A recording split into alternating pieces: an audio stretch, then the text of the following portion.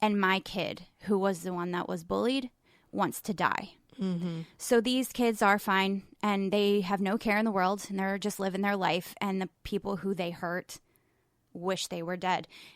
How is that okay? Yeah. How is that fair? How is it okay for a teacher to see, a kid get hurt? And, that's the school has since then been very helpful. They did do everything that they could in their power, quote unquote, to keep the group of kids that were really bothering her separate from her. Like, they had a different schedule. They were told not to talk to her. She had many check-ins with her guidance counselor. She had a lot of permissions where she was allowed to take breaks. She was allowed to go to the office at any time with no explanation. She was allowed to leave a class, like those things. So as it played out, it became better.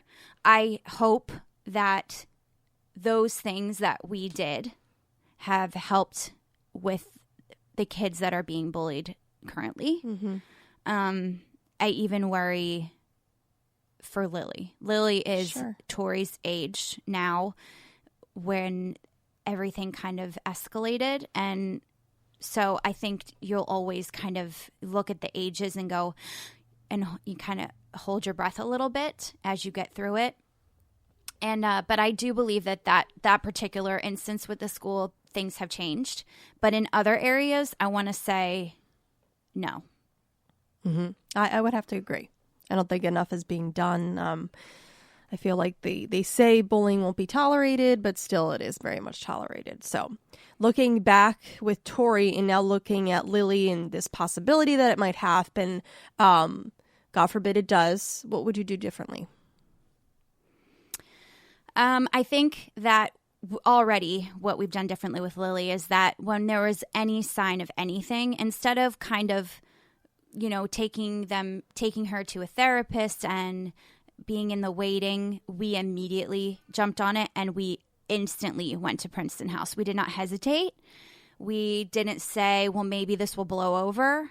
We knew that in order for there to be healing, we need to take action, and we need to take action faster. So it allowed us to kind of put our game face on instantly and get into the works of, this is what we're doing. How can we effectively move forward? What do we need to get done? Who do we need to see? And I called them that day, the day that I knew that it kind of had escalated and we really needed to deal with it. I didn't sit back and let it take me over, where I feel I crumbled with Tori. I was like, how can this happen? And I crumbled at first. With Lily, I kind of was already built back up into a pillar and was able to say, okay, let's do this. So God pretty much prepared you. Exactly. Now, it's funny that you have three girls, all different ages. So now with Harper, is there anything that you're doing with her to help prevent, this thing from happening? So with social media and the fact that everybody is in a comparison game, which is where I think we lack self-esteem because we're constantly comparing. And then when people do say things to us, we take it so much harder because we already thought that about ourselves, and they pick on the thing that we already feel bad about ourselves for. And when they do that, it just eats away at our quote unquote souls to the point where we feel empty and we feel, what does it matter anymore? These are the things I think about myself. Now these people are saying them about me. And then you just lose control and you decide you don't matter. All right, you believe the lie. You believe the lie. And our mind lies to us. This is something I personally learned in therapy, is that your mind lies to you. Where I thought, oh, these thoughts in my mind, they're mine, so they must be truth. Yeah. When in the facts, my brain was just lying to me. It was telling me things and manipulating me to believe things that weren't accurate and weren't true. And, for me, that's something that I had to learn. So with Harper, in our house, we have to talk kindly to each other. I try to be as open with them as possible.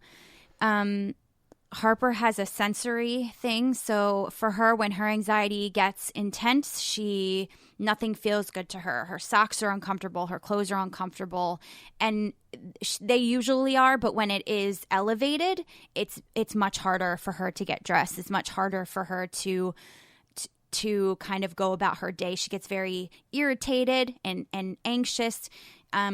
A little bit of OCD will come out where she'll be like, but that blanket's not perfect and my hair isn't perfect. And she'll say, I look ugly in this coat. Wow, already? Or, yeah, How I old look is she? fat in this. She's 6. Wow. Like, she says, I can't wear this because I look ugly. Wow. Or I can't have this on because I look ugly. She tends to get angry. It's a little bit a different version. But we have also had therapy for her, and we had an amazing therapist that would come to the house, and she would work with her about, her sensory things. She worked with her about loving herself and that beauty isn't on the outside. She taught her to say to herself every day, beauty is on the inside, and that's what matters. And so we try to shift perspectives a lot of what's important and what matters and words that we don't use. I don't allow them to use the word ugly. I don't allow them to use the word fat. I don't allow them to speak unkindly about themselves or each other. If they're fighting with each other like they do as teenage girls, Lily and Tori, I will always be like, we don't speak to each other that way. I remind them how important it is to speak kindly to themselves and about themselves. And, especially with Harper, I remind her that God loves her and Jesus is with her. She doesn't have anything to fear. We've prayed a lot together. And I remind her that she always is beautiful. It doesn't matter if her hair is in a ponytail or if it's down or if she's wearing a jacket. And that, ugly is definitely a word that we do not use. Absolutely not. Right. Ugly and fat. So like we did in the last podcast, we're going to provide the suicide prevention lifeline. So if you or somebody who is going through it right now, do not delay. Call the number 1-800-273-8255. 1-800-273-8255. So I just want to, I did have some stuff written down here. We, as Christians, we are saved. But the mind is being saved. So I kind of wanted to go back to that real quick, how our mind lies to us and we have to constantly replace the lie with the truth. Yes. So therapy has helped you do that. Mm-hmm. Reading the word helps us do that. Yes. Definitely certain parts of scripture are better doing that than others. So Old Testament, you probably want to stay away from some of the Old Testament stuff unless you want to read the Psalms. That's really, really good. But most of it's just stories.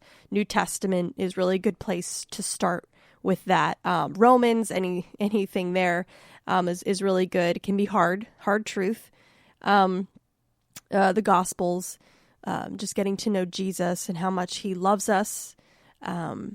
So is there anything else that you want to end with? Like, what do you want to tell another parent going through this or just anything that's on your heart?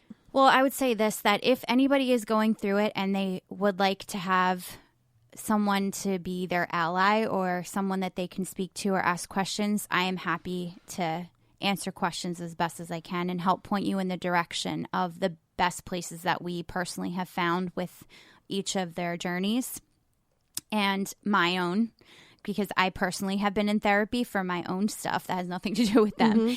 Mm-hmm. And, don't be afraid to ask someone for help. And my other encouragement to you is not to hide it.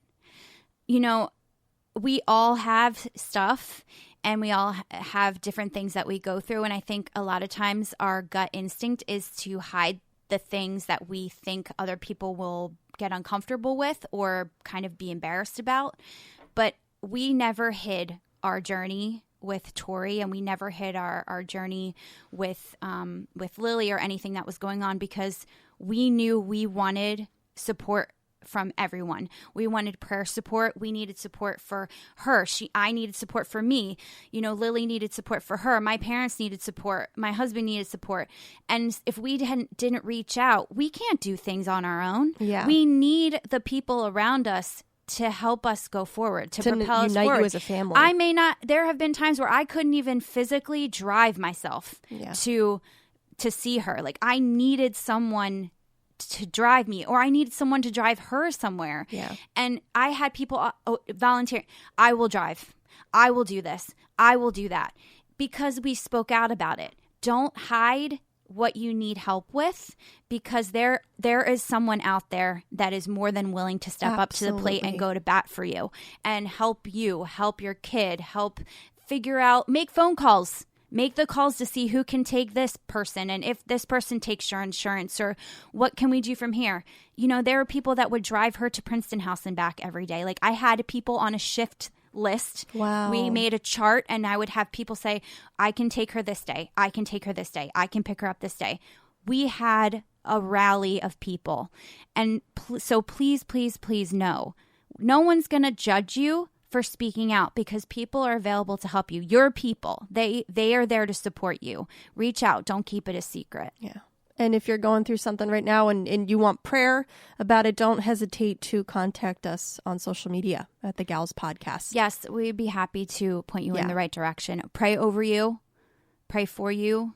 Yeah, absolutely. So thank you so much for listening to the Gals Podcast with myself, Des, and Julie. Yes. God bless you. Have a great day.